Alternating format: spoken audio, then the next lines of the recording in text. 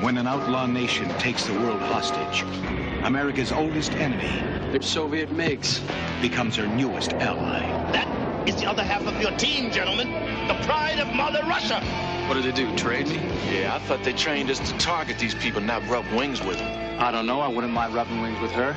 It's going to take some kind of hero Brigadier General Charles Sinclair, United States Air Force, to take a bunch of renegades. Let me show you how to shoot the ball. All right.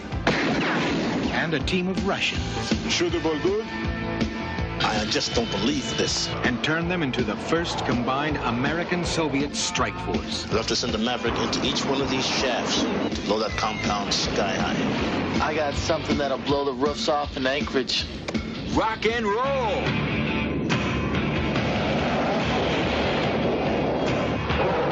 If we fail, then we'll get a first-hand look at nuclear fallout. Where the hell are we? In Sheridan, Kansas, Toto. We've been picked up on radar. 4 bandits, 3 o'clock. I thought you made a reservation.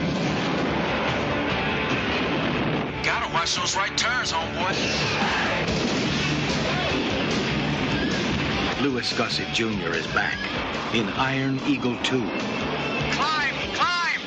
The wild blue yonder just got wilder.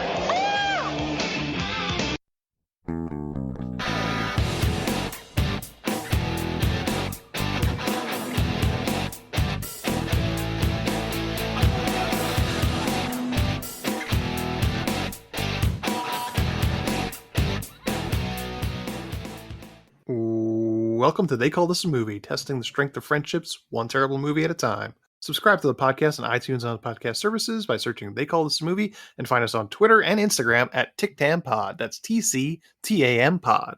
Welcome back to They Call This a Movie. This is Anthony Del Vecchio. With me, as always, is Dan Aquino and Mark Myers. Say hello, gentlemen. Hey, friends. Hello. And I just found out some news that I'm just going to leave here. I don't know what to do with this information. But Taylor Lautner is marrying somebody with the first name Taylor, and she is taking his last name, so they will both be named Taylor Lautner. I don't know what to do with this information, but I just felt that the world and you two needed to know. It needs to be an Abbott and Costello kind of bit now. Yeah. How do they know who gets called for jury duty when that notice comes? They just both show up. Their whole life should just be a sketch from now on. Right? Like voting is going to be really weird. Oh, yeah. If they vote. Yeah, they probably don't. They should do like the old switcheroo when Taylor Lautner, the man, is, supposed to go on a shoot for, whatever movie. The wife goes instead. Like, oh, I thought you said Taylor Lautner. That's me. And it's like, oh, you guys. It's like it's going to be like Punk'd, pretty much. Yeah. They should just name their kid Taylor for the hell of it. I should hope so. Yeah. And it's like George Foreman, right? Naming all his kids George Foreman. It's a perfect name for it because it's all, it's unisex. Yeah, absolutely. Why would you waste that bit? Yeah. You've committed this far. It's like if you married someone named Danny. Yeah. And we both go by Danny. Yeah. And the fortunate thing about naming all their kids Taylor is that they, like you said, they can do that for both sexes. They don't have to do what George did and just name his daughter Georgina. Sure. Oh, again, I like when someone commits to something like that full force, I'm hoping he does the same thing. Sure. Yeah. Don't know if it's narcissism on Foreman's part or just too many shots to the head. That he just was both. Sure. Yeah, afraid of forgetting his kids' names. Right. Before we get into what we watched this week, we have a little bit of some cleaning to do over on the TicTam Pod Twitter. Currently have our poll going up for the August movie of the month, which is the theme is that I personally will not be in attendance. So it's all the movies that I don't want to watch, basically. So we got a dead heat currently right now with Clash of the Titans from 2010 and Summer Catch just locked in a tie right now. And Cop Out is dragging ass behind, which I'm sure everybody a part of that movie is not too sad about. But you have a couple of days or a day really when this episode goes up to vote on that Twitter poll at TicTam Pod. Get your votes in so these guys don't have to watch two movies next week. I know I know he listens, but I am asking Freddie Prinze Jr. to please retweet the poll and help out Summer Catch. It's our last chance, Freddie. This is the last Have to do chance. Next year, you will not be able to pick it on the week I go away. Yeah, fired into the sun. So, besides that, as we do every week, we talk about what we watched this week. Gentlemen, what did you watch this week? Dan? The big one that I watched this week was Lightyear on Disney Plus. Okay. Yeah, and it's not bad, but I think it's a movie that really had no business being made. Sure. It doesn't fit into anything. I think this was basically their soft launch of trying to open up a new ride. Mm-hmm. Where, maybe get rid of Mission Space or something like that, and put Lightyear in there, and just testing the waters. Yeah, I mean, it was fine. Is this like the movie equivalent of the meeting that could have been an email? You could have just put this on Disney Plus. Like you didn't need to release it in theaters. Absolutely. I think we're getting a little bit too carried away with Chris Evans now. Sure. Yeah. I like Chris Evans. He seems like a nice guy, great Captain America. But now it's too much. He's one of the better Chris's. Get it? Sure. Yeah, he's fine. I like him. He's very handsome, and he again seems like a nice guy. I'd like to hang out with him and not drink a beer with him because obviously. But yeah, he was a bad fit for this movie. He was trying to do his like super serious voice. I'm Buzz Lightyear, and yeah, that's kind of it's very tacked on there. Mm-hmm. I feel like these big corporations, even more so recently, they're not very clever when it comes to casting. It's like Tom Holland, Chris Evans, or Chris Pratt. Chris Pratt. Yeah, it's pick the names from the hat. Yeah. Oh, and like, is he free? Yeah, I think that's a big one, and obviously because Disney has worked with all three of those guys, so they know they're going to bring in a lot of money for them, and it's a safe bet. Another thing that kind of annoyed me about this was the lack of stakes in the movie. I don't know if either of you gentlemen have seen it. No. I've seen what felt like most of the movie. Okay. But I'm pretty sure I still had like 45 minutes left. Okay.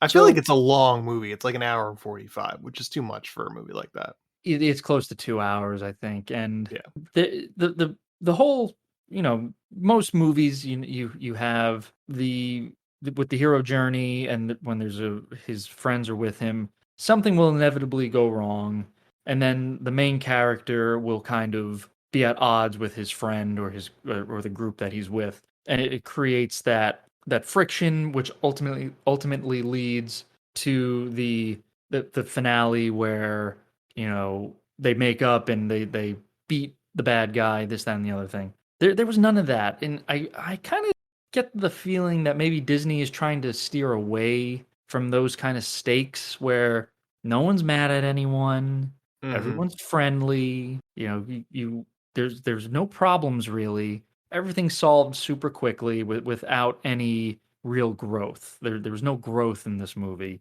And it just seemed too kid friendly, even though I know it's a Disney movie. Mm-hmm. But the classics all had, for Aladdin, the original Aladdin movie, where Genie and Aladdin get into a little bit of an argument, and Genie goes away disappointed, but leads to that big finale when Aladdin sets Genie free. It's like, oh wow, you weren't expecting that. This doesn't have that. There's one of the characters makes a mistake, and Buzz is just like, okay, what are you gonna do? And that's it. It's a very meh movie, probably a low 6 out of 10. Okay. Yeah, I thought there was some from what I saw, there were some interesting ideas in terms of like the first part of it, where he's trying to do something and he keeps coming back, and everybody has aged a certain amount of years. I forget how much. I thought that was an interesting concept. It's 4 years or something like that. Yeah. Every mission he goes on. Yeah, I thought it was an interesting idea. The whole point is you need to ask for help. Right. That's it. It's a fine lesson to teach kids. It's okay to ask for help. Right. Okay. That's all you watched? That's all I watched. All right. What about you, Mark? Yeah. So I watched one and like 3/4 of a documentary, of 2 documentaries. One you will have no interest in, but I'll just mention it.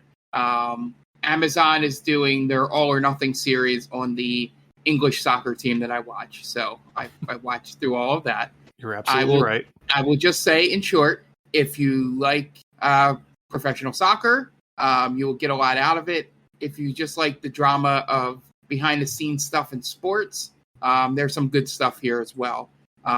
Make sure you watch it with subtitles on, just because outside of the English accents, there's like people from all over Europe in it, so the accents are all over the place. And yeah, so it's pretty good. The finale is tonight as this episode airs, so I'm excited. And the other documentary that I watched, which you guys will be interested, is I watched the A&E Degeneration X Podcast. I was surprised at some of the things they talked about in terms of, with the WWE, you believe a lot of the stuff will be sanitized, but they talk straight about a lot of things, even like behind the curtain business stuff. But obviously they made Vince and all look, like a genius because, it was all his idea, pal. But yeah, there were some interesting things, like they didn't shy away by how much of a drug addict Shawn Michaels was during that time period. Like Triple H said a line in there that he was talking about him, Shawn, and Chyna being on the road together. And he was like, yeah, people don't give her enough credit for that time. He was like, her job on the road was to get Shawn back on track, and mine was to stop him from committing suicide. And I was like, oh, shit. Like, Jeez.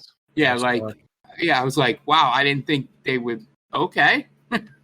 Like, yeah, I got past everybody. But I guess when, you're going to be CEO of the company soon, or at least your wife is, you can get away with that. But the fun part was I knew most of the history of stuff. I just didn't click in my head how much of a moment the curtain call at Madison Square Garden when the 4 of them came out and hugged each other, when Nash and Hall were going off to WCW, when, some were good guys, some were bad guys, because the dominoes that fell after that probably changed professional wrestling forever. Because of that, they punished Triple H for doing it, which meant that he was no longer going to win the 1996 King of the Ring, which he was scheduled to do. For those of you that know this or already nodding your heads, the winner of the 1996 King of the Ring was Stone Cold Steve Austin, and that was where he said the legendary 316 promo, which basically shot him on a rocket to stardom. And then everything just fell into place after that for the Attitude Era and the most money the business ever made. And I never realized how pivotal that one tiny moment was. So they spelled it out there. And the other thing was the juxtaposition between Shawn Michaels and Marty Jannetty, who popped up on the documentary, because Shawn was so like, oh, I fucking hate what we did back then. We were such assholes, essentially was his tone. Talking about all the good old days, and it would cut to Jannetty. He was like, woo, women, booze, yeah. Didn't he kill somebody? Maybe. I thought he bragged about it on social media. Yeah, their bodies and like the it's like it was a complete juxtaposition between the both of them. I'm like, Marty looks better than I thought, but man, that guy does not know that what they were doing was terrible. He got too much of the road in him. Yeah, he was like all about it. It was like literally, like, I was paraphrasing. Obviously, he didn't say woo, but he was talking about it, laughing, and like, oh man, if there was women, me and Shawn. Yeah. I like how I paraphrased, and the only thing you paraphrased was the woo. Yeah. Literally, the rest of it is basically what he said. Things, but yeah, it's really good. Those are a lot better than I thought they'd be. But then again, you always got to take it with a grain of salt. Obviously, I'm shocked they got Bret Hart to do it there, but you need him for that. The fun thing was hearing that even after all these years and the good it did for the business, Bret is like, no, I still fucking hated it. Sure. It's like, oh, well, Bret sticks to his guns. So I recommend that for anybody that's a wrestling fan out there. They even go into the new DX with, they have Billy Gunn and Road Dogg, and X-Pac is on there throughout because he was technically part of both ends of it. But yeah, so that's what I watched this week. I recommend them both if you're fans of, both sports. So yeah. Okay. I did not watch much this week, but I did rewatch The Nice Guys, which is just really good. That's all I got. That movie's great. Yeah. I think it was Shane Black directed it, right? Yep. That's so good. I wish more people would talk about that movie. Yeah. It seems like one of those movies that just slipped by for one reason or the other. It just didn't. It just didn't grab a hold of everyone. Maybe there was like fatigue for one of the actors in it or something like that, and it's like, oh, another one of those movies. Yeah. I think people didn't understand what it was. Yeah, sure. Because I think more people thought it was going to be like a straight comedy instead of a dark comedy. Yeah. But yeah, it's so good. It's one of my favorite movies in the past decade. Yeah, definitely climbing that chart for me. More God, times I see it. Something we agree on. Yeah, there we go. Can't always disagree on stuff. That's True. not even true. When's the last time we disagreed on a movie in this podcast? It's been a long time. Right? Yeah. I think it's just a rivalry in my head. Yeah, we're getting too comfortable. I think we got to start hating things. We got to start. We're just disagreeing on them. Well, I thought of you today when I saw a tweet about how the Jeff Bridges, Ryan Reynolds movie R.I.P.D. was getting a sequel. Good Lord. Well, I thought of you because, we talk about this all the time where this is the consequences of people's bullshit on social media saying, well, this is an underrated classic and this is what happens. This is what you get. You get R.I.P.D. 2 instead of The Nice Guys 2. I think because we wound up agreeing on the Meg, despite the fact that you've seen that like 6 times. Right? You don't like the Meg. I do not like the Meg. I guess the last time we disagreed on something was how we stand Kyla in My Teacher, My Obsession. Yes. Yeah, that I'm not. I can't get on board with a murderer. I think you're just lying to yourself. Dan. No, that's attempted murderer though, right? She didn't kill anybody. She killed the janitor. Oh, that's right. She did. Oh, Kyla. Yeah, girls will be girls. Everybody makes a mistake. Yeah. You know what? I agree with that, but I can't let that one slide, guys. I'm sorry. I gotta stick to my guns on this one. All right. And yeah, that's all I watched this week. So we're gonna take a quick break and listen to some ads, and we'll be back in a second. And welcome back. Now it's time to get into this week's movie. And this week was Mark's pick. So Mark, why don't you tell us which movie you picked this week? Well, this week, I thought I would go to, and I'm going to apologize if Game Ball Cat cries because she's circling around the microphone.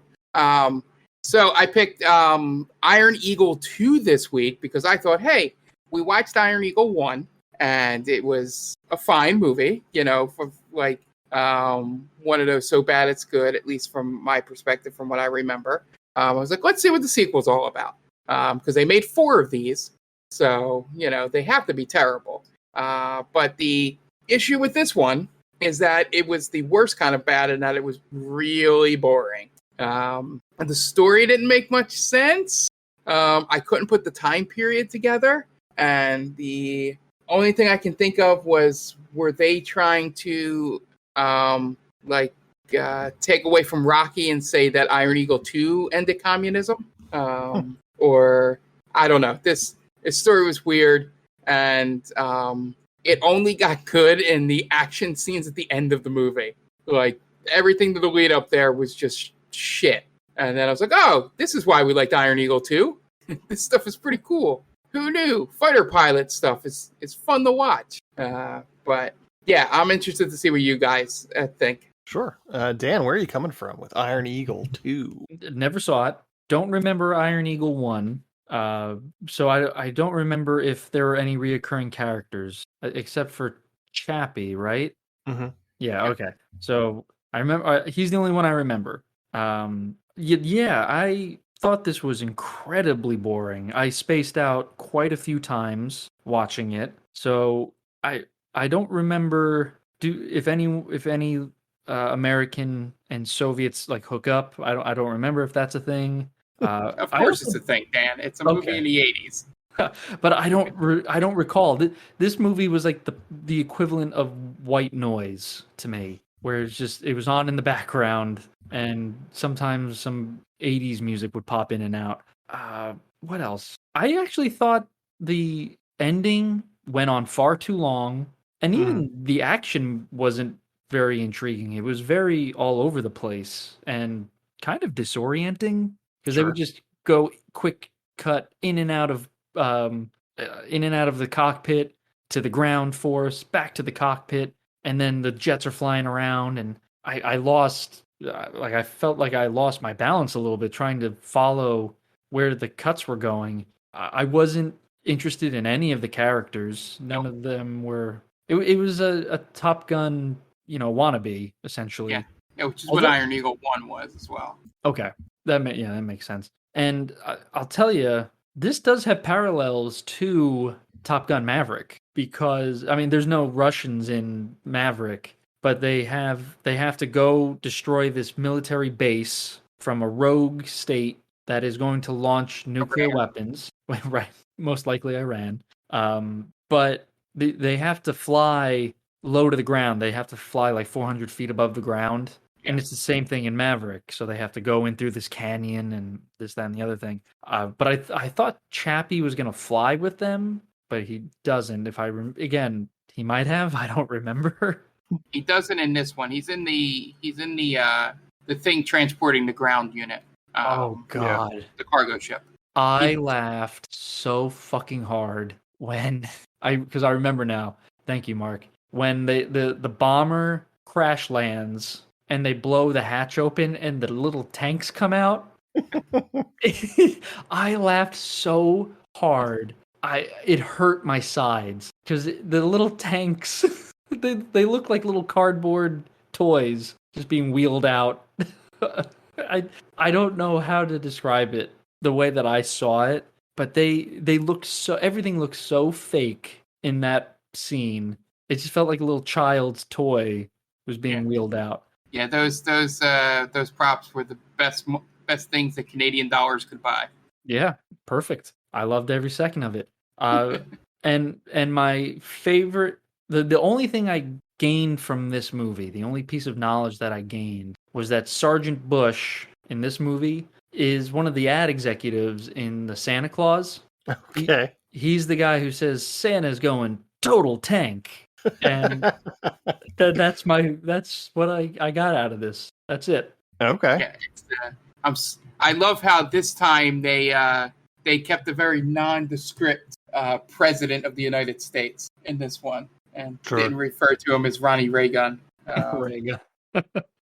In this, it was the president of the United States and the Secretary General of the Soviet Union. Never names, but yeah, the only reason I said I like the action scenes was because everything else before was dreadfully boring. That there was at least something going on screen.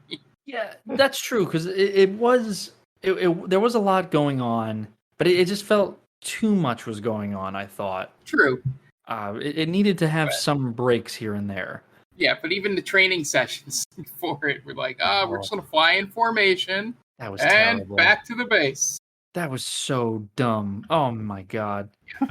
I hated the interactions between the Americans and the Soviet pilots. Like, you had the two quote unquote comedic relief characters from each side. Yeah.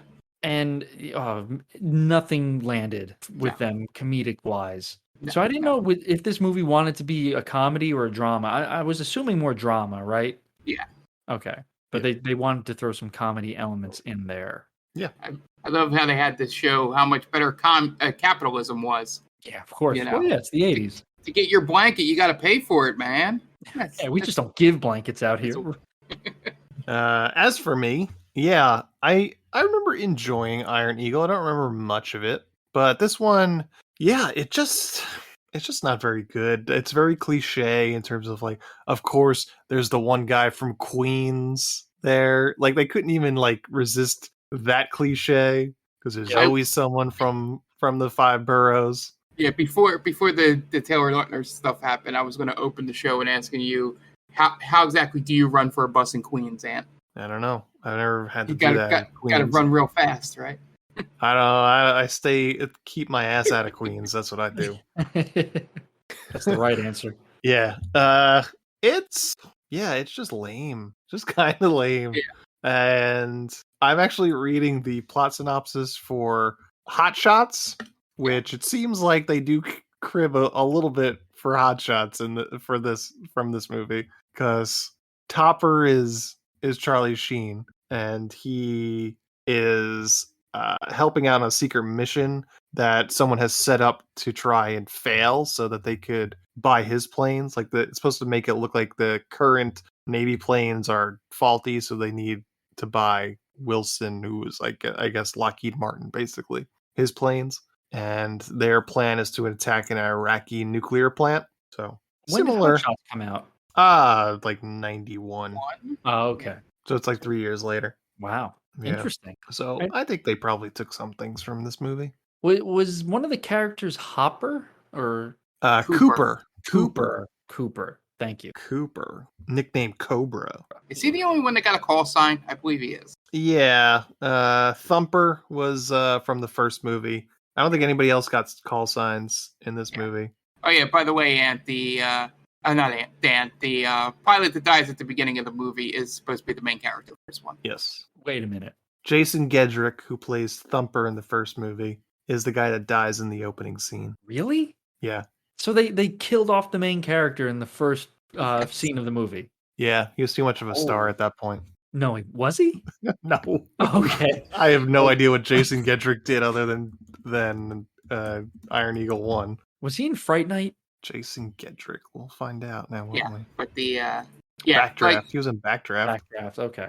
Yeah, like the thing, like me and Ant were talking about, was that you didn't 100% know it was him until they mention it later in the movie, and then yes, yeah, and then it comes back to me, and I'm like, oh, they do the cassette tape that he listens to rock music while out on missions. Yeah. Okay, that reminds. Oh, go ahead, Ant. I was gonna say it makes a huge assumption of how much you remember from Iron Eagle 1, because again, this is the 80s.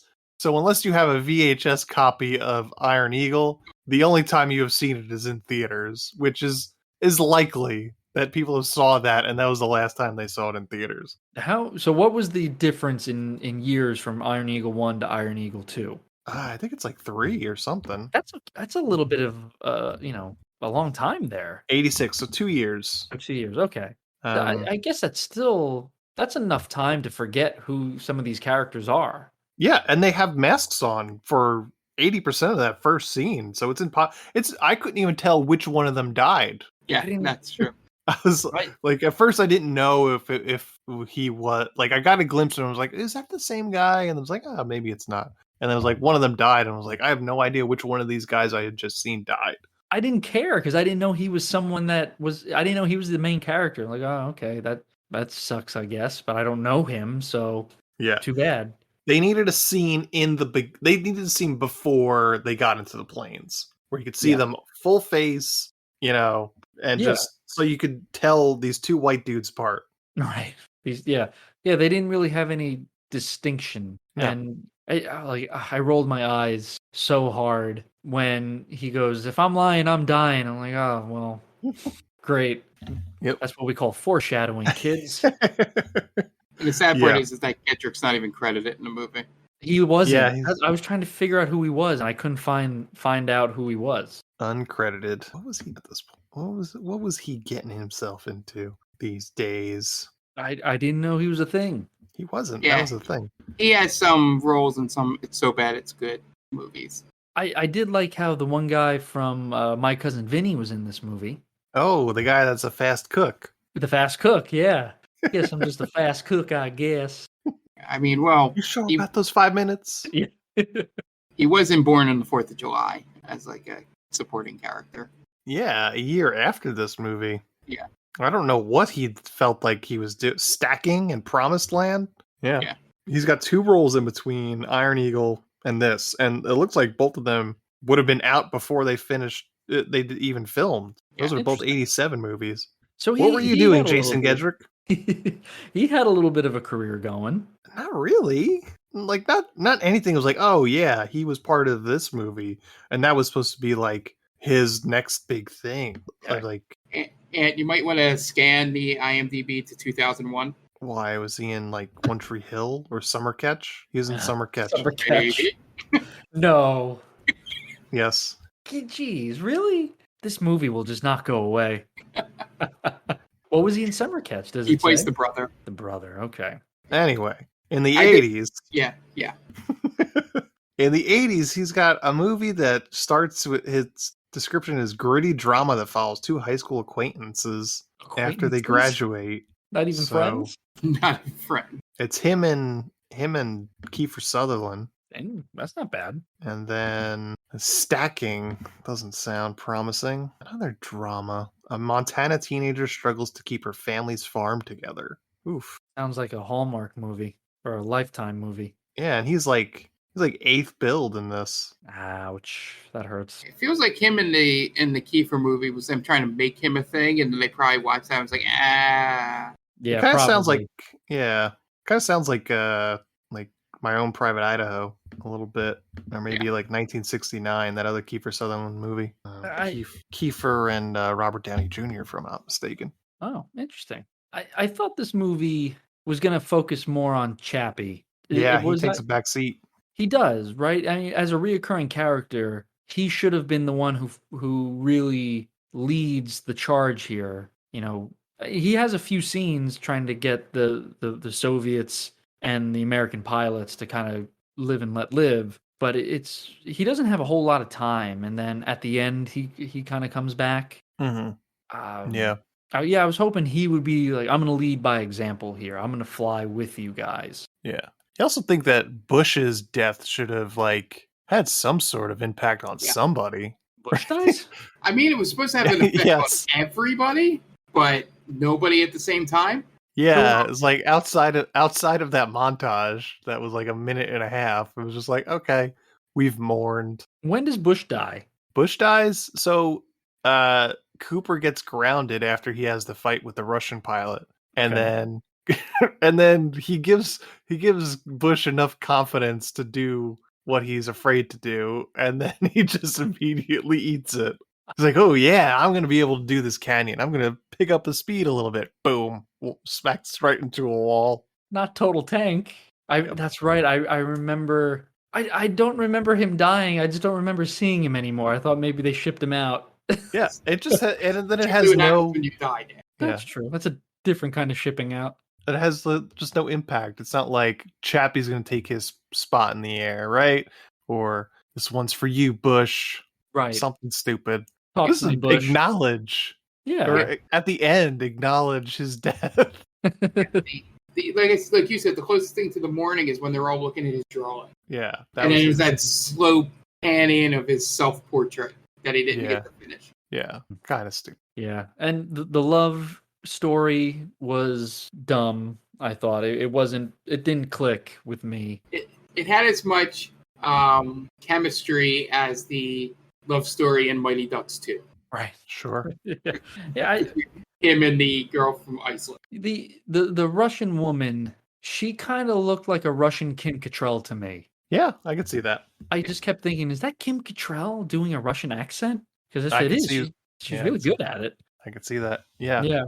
But she was just a Russian actress. She was in a bunch of Russian movies. Yeah. And I mean, it starts off with him stealing glances of her in the shower, which although he closed the shower. Well, in Russia, I guess it's not more free. I don't know why I was going to say that. It was just weird. I was like, oh, well, she's just very like, it was just like, obviously that why wouldn't you close the shower all the way? Just like open just a little bit for someone to get a peek. She knew what she was doing. I was gonna say, I think it's the director just being a horn dog. She's trying to get that anchor baby. Yeah, I gotta leave the Soviet Union. Because you big Americans. So okay. I'm sorry. The last thing I was gonna say was the state of the comedy in this movie was so bad that it was essentially the two American pilots are playing poker with the two Russian pilots. Mm-hmm. And one of the American guys goes like, "Tell me he doesn't look like a monkey." And then the Russian guy says something in Russian. I'm like, well, what's so funny? What do you say? He says, you guys look like monkeys. Like, yep, that's the comedy right there. Perfect. Yeah. Just really, it's a quick zinger. Mm-hmm. There's not even like a moment where like they really start to bond either. No. They have that moment where Chappy comes in and he tells them to shoot each other. Yeah. That's the bonding, is that they decided that they were not going to shoot each other in cold blood. He calls them losers. You guys are a bunch of losers. I didn't know you didn't have any courage in you. Wait a minute. Wouldn't it be more courageous that they don't shoot each other? Right? Like if someone was like, all right, I guess that plan would have backfired. Right. Yeah. What if he decided to shoot him? Like, oh shit. Oh, this plan did not go with how I planned. I see a court-martial in my very near future. The closest they got to bonding was the main Russian pilot like feeling bad for Cooper for getting grounded. Yeah. That was it. That was outside of that, the shoot 'em moment. That was like the one thing. Yeah, there needed to be like a sort of like a get ready montage of sorts of like, oh, this is how we do it in Russia. It's like, oh, that's a good idea. I'll take that knowledge and it's going to come back and I'm going to figure it out later. You know? I was hoping you would have one of those things where they're training together and, you know, like maybe they're exercising together, like not mountain climbing, but hiking and all that. And maybe one of the Russian pilots has a hard time, and instead of being helped out, the Americans just like run by him, or vice versa. But then later on, with the montage, they struggle again, and the American guy puts his hand out. You know, like that's them coming together. I'm going to help you out. Like, no, they didn't do anything. They made fun of each other the entire time and wanted to kill each other. And then all of a sudden, they don't want to kill each other. Yeah. So, Iron Eagle 2 from 1988 is directed by Sidney J. Furie, who directed Lady Sings the Blues, Superman 4, Quest for Peace, Iron Eagle 1, and Ladybugs, among many others. Stars Lou Gossett Jr., Mark Humphrey, Stuart Margolin, Alan Scarf, Sharon Hackachin, Maury Chaikin, Colm Fiore, Clark Johnson, Jason Blicker, Jesse Collins, Mark Evenar, and Yuri Gavriel. IMDb score of 3.8 and a Rotten Tomato score of 29% audience.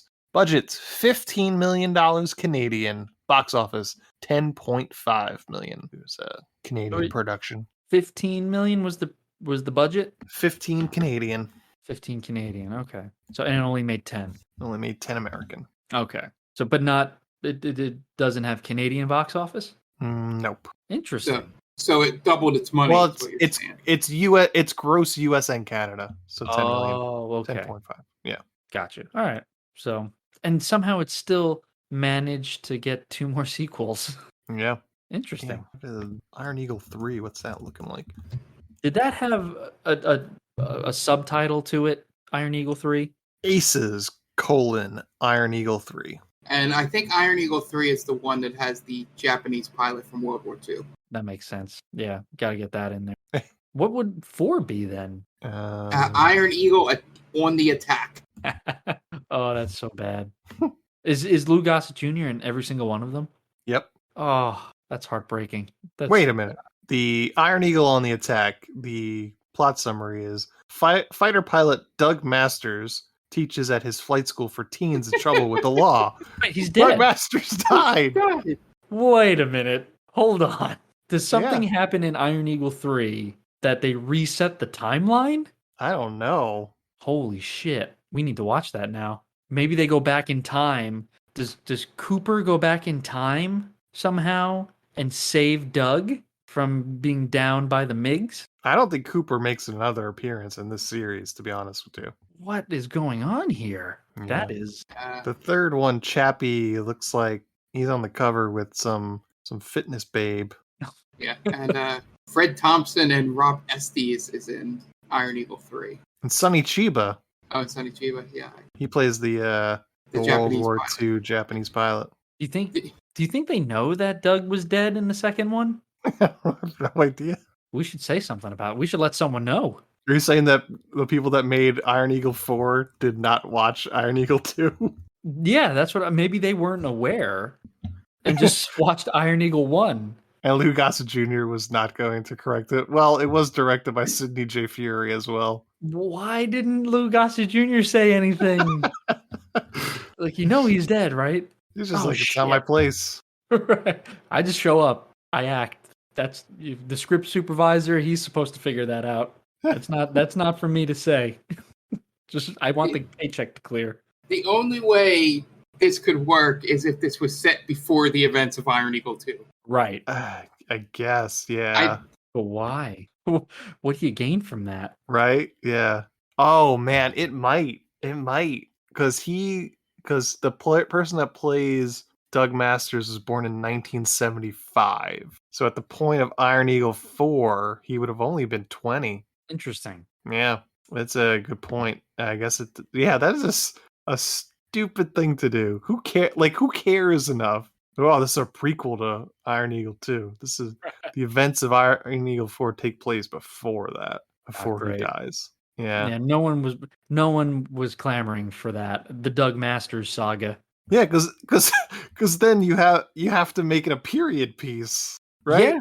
It's got to be 1987. Right, because he's dead in 88. Yeah.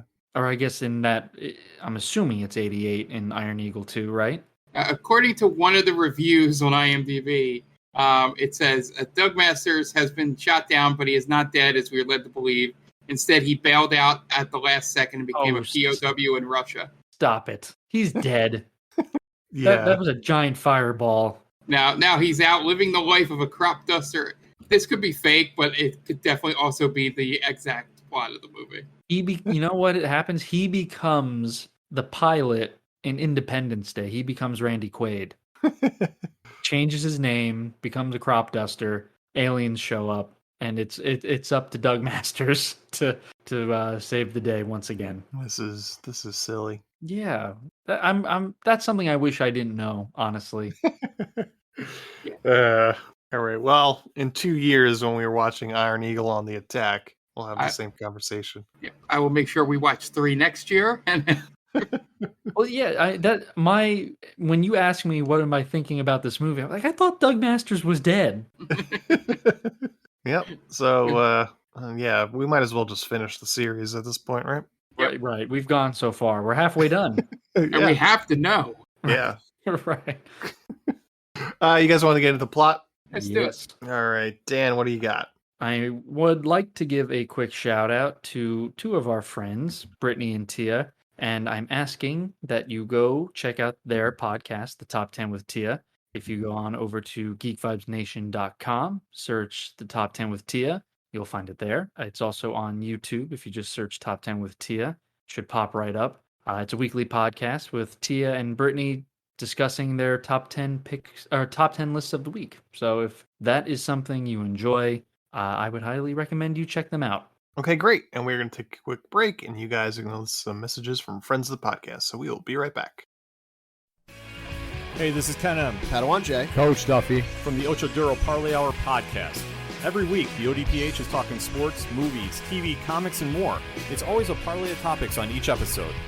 You can find the ODPH on Apple Podcasts, Google Podcasts, iHeartRadio, Spotify, Stitcher, Podbean, and wherever you find great podcasts, such as the one you're listening to right now. Don't forget to check out OchoDuroParlayHour.com, where you can find the links to all of the ODPH social media accounts, links to the bands whose music you hear each week on the show, hashtag 607 podcast info, and parlay points, our companion blog section of the show. Thanks for listening to the ODPH. Now get back to your regularly scheduled podcast. Welcome, travelers. Seems like you're looking for a story. Well, I got one for you. It involves adventure, friendship, and all sorts of... Earl, why don't you tell him about that time I stole that big-ass melon? Yeah, I was going for more... Or you could tell him about the time I kicked her ass, Earl. I wouldn't ever tell him. Do I need to get my ref gear on? Okay, everyone, shut up. Now come with me as I tell you a story from afar. Hey everybody, my name's David. I'm the DM for From Afar Podcast. From Afar Podcast is all about 4 friends separated by distance, but brought together by adventure. Hope you all stop by and give us a listen. Thanks. And welcome back. Now it's time to get into the plot for Iron Eagle 2. We open on U.S. airspace west of Anchorage, Alaska. There's a couple of hotshot Air Force pilots stick around in their billion-dollar fighter jets pushing each other to get to 10 Gs. But the idiot. Real fast, the thing I didn't understand about this, well, there's a lot of things right in there, but the fact that they were talking about that at 10.5 G's, the plane breaks apart. And like, well, I'm going to try and push that. And I'm like, what? Real Tom Cruise shit right there. Yeah, man. like, so you want to die? Okay. Well, luckily, that wish comes true soon. Yeah. Or does it? According to irony. Now I don't know what to believe. But the idiots wind up flying into Russian airspace and run afoul of some Russian MiGs. While Control tells the pilots to remain calm, the Russian MiGs will only escort them back to U.S. airspace if they do not do anything aggressive. The bigger idiot, Thumper, gets uneasy and starts making evasive maneuvers. And I had no memory that Thumper was the fucking name of the original guy. Doug Masters. A completely indecipherable dogfight ensues, and either Thumper or Cobra gets shot down. We haven't really met these characters yet, and they've had masks on the whole time. Besides the fact that they're generic white guys, there's no way to tell them apart. The one guy doesn't seem too broken up that Thumper is shot down. Yeah. He just kind of goes, "Oh no," and then he takes the mask off, and he's like, like not that angry or upset. We need a Troll-tude level of, oh my god! Definitely.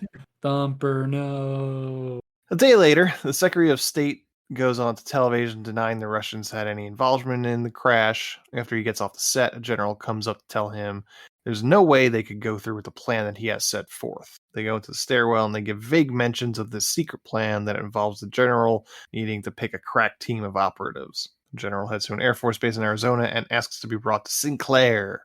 Chappy Sinclair specifically. Finds Chappy Sinclair working on a plane listening to music. General tells him he's been selected for temporary active duty thanks to the events of the first film, and he's going to have a team hand-selected by someone else. General hands him the file and then just amscrays back to his car and leaves. Some days later, Cooper, who might be Cobra or he's Thumper, gets off a plane. See, I figured it out eventually, but I didn't bother to go back and change my notes because, that's how it feels watching this movie for the first time. Or he's Thumper, gets off a plane at an air base, but can't get a straight answer regarding where he is or why he's there. So he steals a Jeep and drives around the base until he sees that some of the planes have Israel markings. Winds up getting guns drawn on him until Chappy rides up in a Jeep and tells Cooper to hop in. It took me way longer than probably most people, or maybe some people didn't even get this, that the whole thing, they were on like an Israeli air base, like practicing. I was like, oh, that's where the Israeli stuff comes from. I didn't know that. It just popped in my head, like, because they mention them and then they never mention them again. And I'm like, that's weird. And I was like, oh, because they're in hiding. So, the closest place to this area would be Israel. Mm-hmm. I didn't know that. I had no idea. I remember him talking about, the Israeli planes. I just thought, oh, well, it's like a joint operation thing. That's all I thought. I didn't know they were in it. Yeah, that's where they were. Yeah. So there's a lot of stuff I don't know about this movie after watching it. Be honest. What were you doing while you were watching this movie? I was doing a mock draft. There you go. Yeah. Chappy brings him over to the barracks and tells him to learn his team and to learn to depend on them. And then they walk in on them trying to stop the sprinkler system from flooding the barracks, thanks to one of them smoking a cigar too close to it. He's tough. Yeah. Chappy yells at one of them to clean up the barracks immediately, and then they wind up setting off the sprinklers even more before he leaves. Cooper and the rest of the guys clean up the barracks, and he tries to get to know the guys on his team and exactly why they were chosen for the team. We never understand why either. It's all varying degrees of experience, but nothing too astounding. Yeah, we start to get it at the end, and then they just stop. They give us the overall. It's like, these guys are going to fuck up this plan. But the only one that we ever really get anything about is Bush, because Bush is claustrophobic. And a couple of the Russian stuff. I think at one point they were like, this one guy got disciplined 3 times, And this one's a girl. Oh, no. So Cooper and the rest of it, as Cooper chooses his bunk, one of the other guys tells him that the general wants every other bed open for the rest of the team. Apparently, this operation is a joint effort between the U.S. and some other country. The next morning, they're all woken up by the sounds of very, very big aircraft coming into the airbase. Cooper clocks it as a Russian MiG just by the sound of it, and the squad freaks out, running out of the barracks thinking they're under attack. But Chappy tells them that that's the second half of their team, much to the chagrin of the team that has been fed Reagan-era Cold War propaganda. Yep. So they all retreat into the barracks to await the Russian teammates. The Russians arrive, and the U.S. team is very unhappy about it, but it looks like the Russians and the Americans have a common enemy, brown people in the Middle East. That's a great way to put it out. Apparently a fictional company... go ahead. So Iran. Yeah, basically. Apparently a fictional country is starting to build its own nuclear stockpile, which threatens both the Americas and Russians' monopoly on controlling Earth-destroying technology. So the plan is to surgically dismantle said nuclear armament from the land and the air. The Russians then start to try and claim their bunks, but the American team is bogarting all the good blankets, which Chappy then has to weigh in on like an overqualified camp counselor. Then our hero, Cooper, spies on the only female member of the team in the shower. Classic Coop. Yep, and if this was not PG, that glass would not have been fogged up. It was definitely the 80s. Yeah. Then on the tarmac, the team gets split up by the ground team and the air team, and wouldn't you know it, the girl's a pilot. So between her and Amelia Earhart, that makes two, as this movie will want you to believe. Yeah, they've never run into any of them on the U.S. side. That's too much, if you ask me. 2 pilots? Yeah. Yeah. This is what happens. You let them vote, next thing they want to fly. Exactly. And what happens if they're on their cycles? Right, you can't fly. Come on, you're putting the whole, you're putting the mission in jeopardy now. Too emotional. And I'm glad, even though this is how it's going to be, but she is like the most accomplished pilot out of all of them. Yeah, which is great, and because you got to put the men's ego into check. Yep. The ground team gets acquainted with some Russian tanks, which just look like toys. So the Americans aren't too happy about them. And the fast cook from My Cousin Vinny decides that it's a smart idea to start flipping knobs, which then starts firing on the base, blowing up a structure, and putting everybody in danger.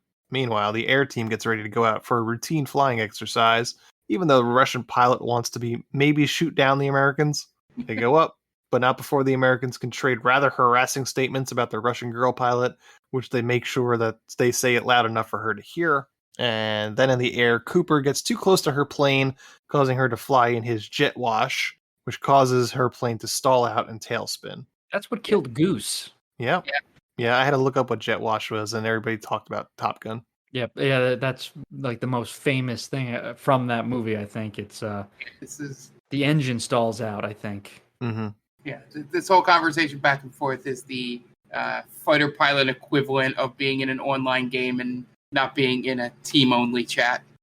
Oh, you're in the public chat. No!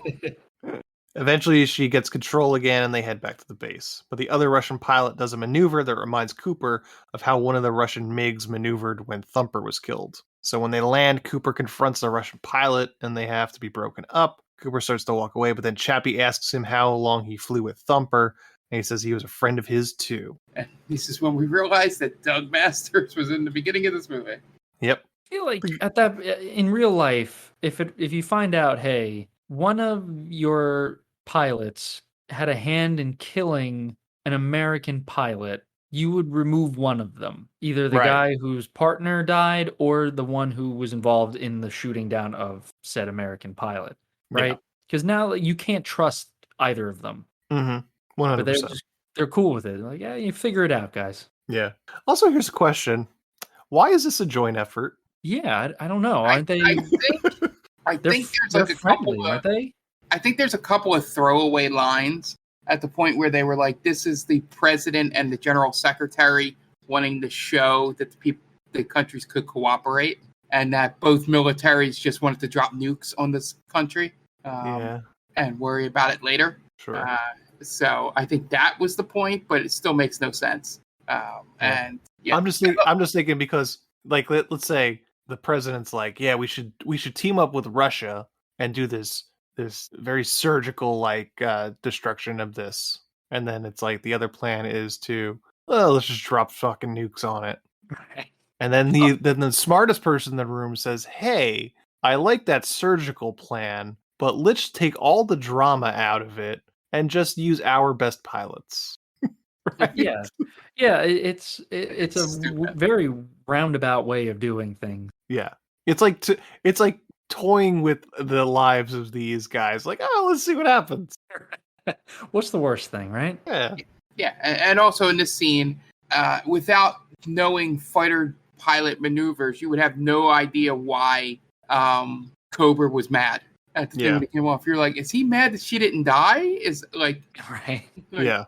Like what? They go to the mess hall, and Cooper tells Chappy about what happened to Thumper, and Chappy tells him he needs to put that behind him. Back in the barracks, the team plays cards, and Cooper apologizes to the girl pilot for being reckless, and she basically tells him not to worry about it. Yeah, I feel like the conversation between Chappy and Cooper here is essentially him saying, we couldn't afford Jason Gedrick, so you have to forget about Doug Master. Like talking to the audience. You just got to put that behind you. Yeah. Let the past die. Kill it if you have to. Later, they run exercises in Bush. The team leader takes them into a trench run, but he starts to get panicky, and he winds up having to pull up. Back at the base, Cooper covers for Bush, telling Chappy that there was turbulence, and that's why Bush had to pull up. Bush thanks him and tells him they all get scared sometimes. Later, after the team unsuccessfully tries to fit a Russian tank on a transport aircraft, the team sort of bonds over a game of basketball and a barbecue until one of the Russian men shoots the basketball because he gets pissy about one of the Americans stealing the ball from him. And they do another training exercise, and before they do the run, the Russian pilot makes it known to Cooper that he was in fact one of the pilots that shot down Thumper.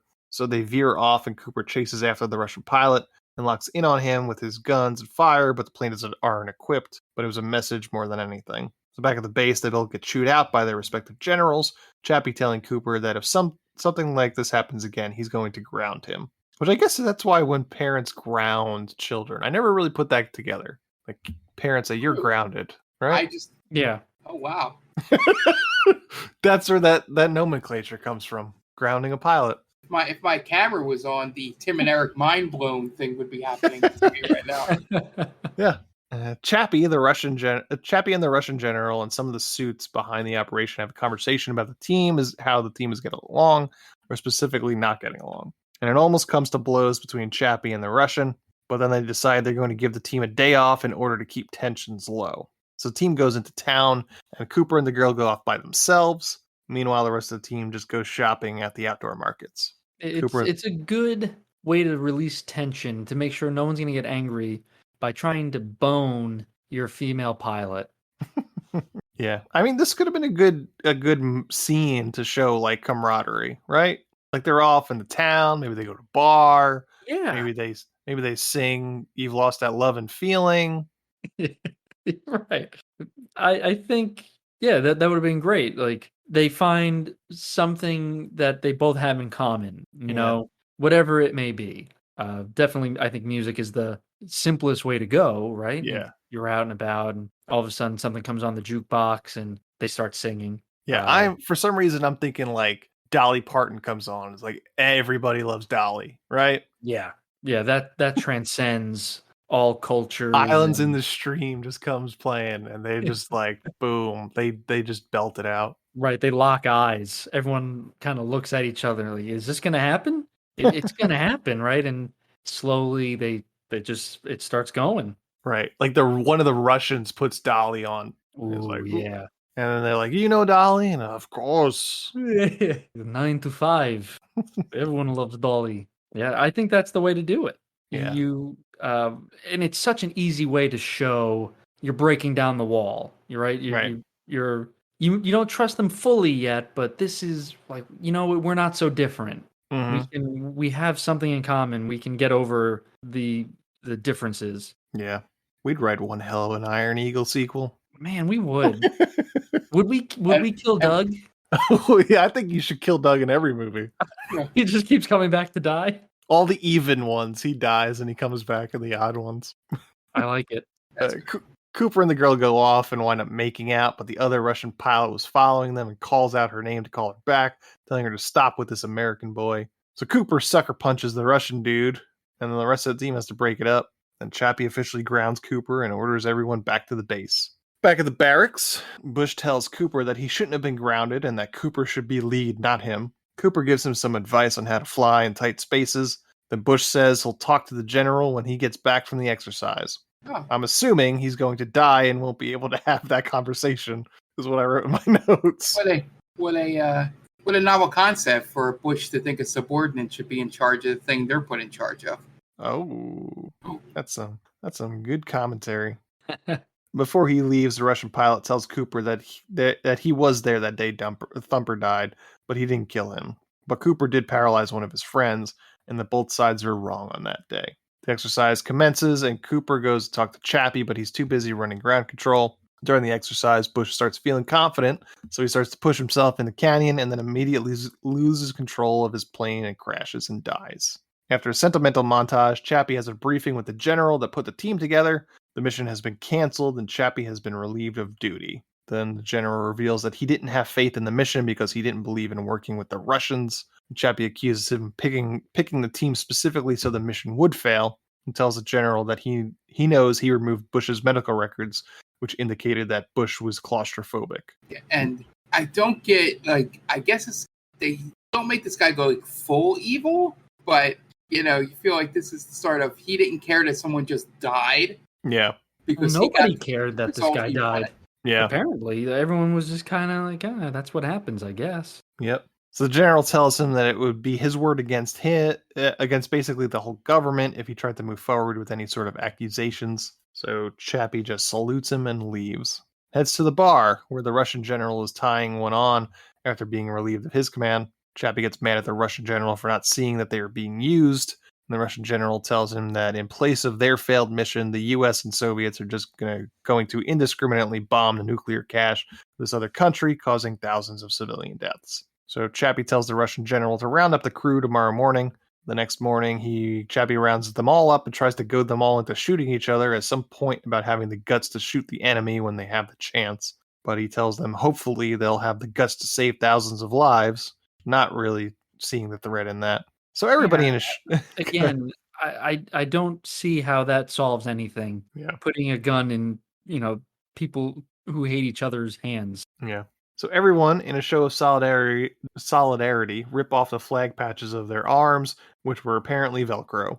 They lay out the plan of what they're going to do. The ground team has to take out a bunker to knock out the surface-to-air missiles, while the air team takes out the base with the MiGs running cover. And they set out to leave in the morning. The next morning, they head out. In the morning, the general that undermined the operation winds up seeing the transport plane leave, and he freaks out on everyone on the ground. But one of the suits says they have evidence he tried to undermine the operation, so he might as well let the team try their plan. But he gets stealth bombers scrambling just in case the plan fails. Meanwhile, as they get into enemy territory, the surface-to-air missiles hit the transport plane, forcing it to crash land. Chappy tells the air team to return to base, but Cooper and the other American pilot go down to get a closer look at the ground situation while the Russians head back to base. Can I just say the way they get off the base and start this mission is somehow more believable than, I don't know what you guys remember of Iron Eagle 1, where somehow they steal 2 planes. Oh, right, yeah. Without anyone knowing. Yeah. But at least here it's like, oh, they're taking off before everybody's able to pack up the planes. Right. To go back. Oh, this makes more sense. Okay. But it's essentially the same plot. Just to reiterate, I remember nothing about Iron Eagle 1. Got it. Just that Chappy was in. Yeah. So you could say whatever you want about Iron Eagle 1, and I would say, yeah, I guess that was in that. On the ground, they blow the hatch off the plane and manage to get tanks out to try and salvage the ground part of the plan. The evil Middle Eastern country sends ground forces their way, and the tanks start blowing up these forces with some help from the air support. But the evil Middle Eastern country also has jets, which then start to pursue the Americans. Eventually, the ground team wind up on foot, trying to set some charges to knock out the surface-to-air missiles. Meanwhile, the evil Middle Eastern country planes are hot on the heels of the American pilots. But wouldn't you know it, the Russian pilots come in like Han Solo and blow away one of the planes. The ground team goes to set the charges, but the Russian general gets shot, and it destroys the detonator. So the one guy from Queens decides to take a radio to try and get close enough to get the charges to use it as a detonator. Gets shot in the process, but he manages to get close enough and it explodes, knocking out the surface-to-air missile tracking system. Back at the base, the general is still waiting for the team to fuck up, and he has the bombers out about 5 minutes out. So the other American pilot gets hit and has to pull out, flying his plane out over the ridge. And then this movie sort of just ends like Star Wars. The Russian girl pilot winds up going through the trench, and the bullseye is a nuclear base, winds up destroying it, and the ground team finds the other American pilot after he ejected, and the whole plan was a success. Everybody cheers. And then back at the Israeli airbase, the team gets commendations. Chappy gets job offers, which he reneges on the guy that tried to blow the whole plan. And then Cooper and the Russian girl pilot exchange pleasantries and say their goodbyes. But wait, turns out there's a pilot exchange program, and Chappy and Cooper are headed to Moscow. And that is the end of Iron Eagle 2. That was the worst exchange. Oh, they didn't tell you about Tuesday? You didn't mention anything to them? He says you're gonna see her next Tuesday. Oh no! I picked up on. I do remember that. I was like, oh, that's. Did they mean to do that? Probably or were they not. trying to be cheeky? I feel like no. With the writing in this movie, no. Yeah, but yeah, that's the end of Iron Eagle 2. Not great. Not great. No. Just boring, like the bad kind of bad. Yeah, I think that's that's kind of the motif with these movies, because I don't remember anything from either of these movies. I remember enjoying Iron Eagle for what it was. I remember there was the pretty good. I thought there was pretty decent action from what I remember. The training montage thing where they're all learning, like the thing you wanted in this movie. They have in Iron Eagle 1. There's that trench run at the beginning where he's in the plane and the other guy's on the motorcycle. Yeah. I remember it not being terrible. That's what I would say. Yeah, a lot of the scenes that were missing from this were in the first one. Like, the types of scenes, I should say, not the exact scene, but the types of scenes you wanted in this one were in that one. This just seemed like somebody had a like, it sounds like it was something that was just pitched as a 1 or 2 line thing in like a producer's meeting or a writer's room or something. It was like, what if it's a mission, but they have to team up with Russians, Yeah. And then, because none of it makes sense after that, I debated rewatching the first Iron Eagle before watching this, but I actually enjoy it after watching this one.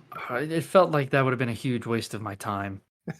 Yeah, it wouldn't have helped you for the podcast, but if you do want to watch it at some point, I mean... Yeah, maybe. No promises, though. Yeah, my coworkers have nothing but praise for the first one, and they watch it way too much. So... That's their League of Extraordinary Gentlemen? Yeah, it's like some kind of cult classic for them. There you go. Yeah, I wouldn't go that far, but I think it's more enjoyable than this one. Yeah. So that's gonna wrap us up this week. I am out next week, so these maniacs are gonna run the asylum. So we will have our August movie of the month next week, and hopefully it's Summer Catch for Mark's. Mark, basically. When I last looked, it was ahead by 2 percentage points. Looks like it's up by a vote. So if you're listening to this and you don't want us to watch Summer Catch, you better pick Clash of the Titans, because don't waste your vote on waste your vote on Cop Out. Come on, Freddie Prinze, pull through. I know you're listening. So that's gonna wrap us up. Check us out on all our socials: TikTam Pod on Twitter and Instagram. They called this movie on TikTok. We post small little clips of our show. So you probably know where we are if you're listening to this show. And that's going to wrap us up this week. The director of Iron Eagle 2 is Sidney J. Furie. So for Dan Aquino and Mark Myers, this is Andy Novecchio telling Sidney J. Furie, well, you certainly made a movie, didn't you? Thanks for listening to They Called Us a Movie. Subscribe to us wherever you get your podcasts, and be sure to check us out on Twitter and Instagram at TicTamPod. That's TCTAM Pod. You can also check us out on TikTok at They Called Us a Movie.